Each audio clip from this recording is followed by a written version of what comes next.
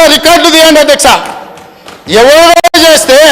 ఎవరో త్యాగం చేస్తే ఆ త్యాగాల పునాదుల మీద ఆత్మ బలిదానాలు చేసుకున్న శవాల మీద అధికారంలోకి వచ్చిన వీళ్ళు ఈరోజు మమ్మల్ని అధ్యక్ష తప్పులు పట్టేది. చివరిగా ఇంకొక మాట అధ్యక్ష, ఒక జర్నలిస్టు గురించి మాట్లాడిండు. జర్నలిస్టు ఏదో పెడితే కేసు పెట్టిరని. పాపం ఆయనకు తెలియదు, తెలుసుకోవాలి. ఆ జర్నలిస్ట్ పేరు నేను ఇక్కడ ప్రస్తావిస్తే బాగుండదు. ఆ జర్నలిస్ట్ని పోయి అడగాలి ఆ మాజీ మంత్రి గారు.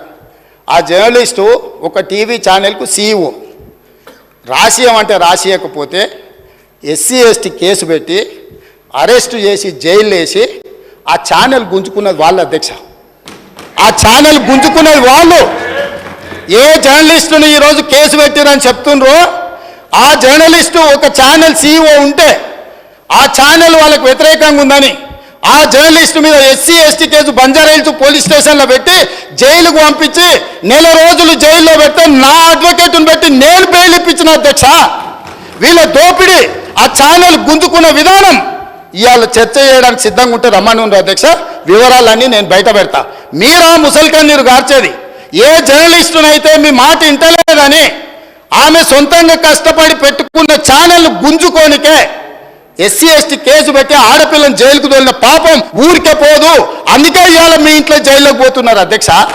మంది ఆడపిల్లలను జైలుకు తోలినందుకు ఆ నొప్పి తెలవడానికే మంది పిల్లలు జైల్లోకి పోతుంటే ఆడపిల్లలను కూడా కేసులు పెట్టి జైలుకు తోలినందుకు ఇవాళ ఆ రౌండ్ మీకు వచ్చింది అధ్యక్ష. ఊరికే రాలే, చేసిన పాపాలు ఊరికే పో అని పెద్దోళ్ళు చెప్పిండ్రు అధ్యక్ష. మమ్మల్ని అందరినీ జైలుకు తోలిండ్రు, రాజకీయ కక్షతో దోలలే. ఫామ్ హౌజులు కట్టుకున్నది మీరు, నియమాలు ఉల్లంఘించింది మీరు. వాటిని బయట పెట్టినందుకు జైల్లో పెట్టి డిటెన్షన్ సెల్లో పెట్టిరు అధ్యక్ష. నన్ను 16 రోజులు ఒక్క మనిషి లేకుండా ఐఎస్ఐ తీవ్రవాదులను ఎక్కడ పెడతారో అట్లాంటి డిటెన్షన్ సెల్లో నన్ను 16 రోజులు పెట్టింది అధ్యక్ష చెర్లపల్లిలా.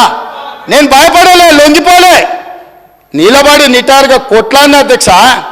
మీరు జైలుకు వెళ్తే భయపడటోళ్ళు ఎవరు లేడు.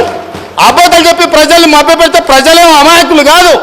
మీరు చేసిన అన్యాయాన్ని కళ్ళతో చూసింది కాబట్టే మనకు ఎన్నికల్లో గుండు 0 ఇచ్చారు అధ్యక్ష. అందుకే ఈరోజు నేను చెప్తున్నా, విద్యుత్ మీద మీరు ఎంత తక్కువ మాట్లాడితే అంత మంచిది. అవి అన్నీ కూడా ఆమోదింపజేసుకుంటే చర్చ లేకుండా మీరు ముందుకు వచ్చి ఈ ప్రభుత్వానికి సహకరించి ఈ అన్ని కూడా గ్రాంట్స్ ఆమోదించుకుంటే రాష్ట్రం ప్రశాంతంగా పరిపాలిస్తాం, సమస్యలు పరిష్కరిస్తాం అధ్యక్ష. ఒకవేళ వీళ్ళకంత కోరికుంటే మళ్ళా 1st, 2nd నాడు ఆల్రెడీ లెజిస్లేటివ్ అఫైర్స్ మినిస్టర్ గారు తమరిని రిక్వెస్ట్ చేసి తమరు 1st, 2nd కూడా సభ నడుపుతామన్నారు. ప్రత్యేకంగా 10 సంవత్సరాల వాళ్ళ పరిపాలన మీద, వాళ్ళ గొప్పతనాల మీద రాత్రింబగళ్ళు సభ వాయిదా వేయకుంటేనే 1 గంట కూడా విరామం ఇవ్వకుండా చర్చకు మేము సిద్ధంగా ఉన్నాము. ఇవాళ సభ్యులకు నా సూచన ఒక్కటే, గ్రాంట్స్ మీద మీ సూచనలు ఏమని ఉంటే ఇవ్వండి, మాకు అభ్యంతరం లేదు. అంతే తప్ప ఇట్లాంటి ఊకదంపుడు ఉపన్యాసాలు మీరు మాట్లాడిన కొద్దిగా మీరు అబద్ధాలు చెప్పడం మానకపోతే నేను నిజాలు చెప్పడం కూడా మానాను అధ్యక్ష. మీరు ఎంత అబద్ధాలు చెప్తే నేను అంత నిజాలు చెప్తా. కాబట్టి తమరు వారికి ఆదేశాలు ఇచ్చి డైరెక్ట్గా సబ్జెక్ట్కి కన్ఫైన్ అయ్యి మాట్లాడిపించి ఇవన్నిటిని కూడా ఆమోదింపజేయాల్సిందిగా తమకు విజ్ఞప్తి చేస్తున్నా అధ్యక్ష. కె వెంకటరామరెడ్డి గారు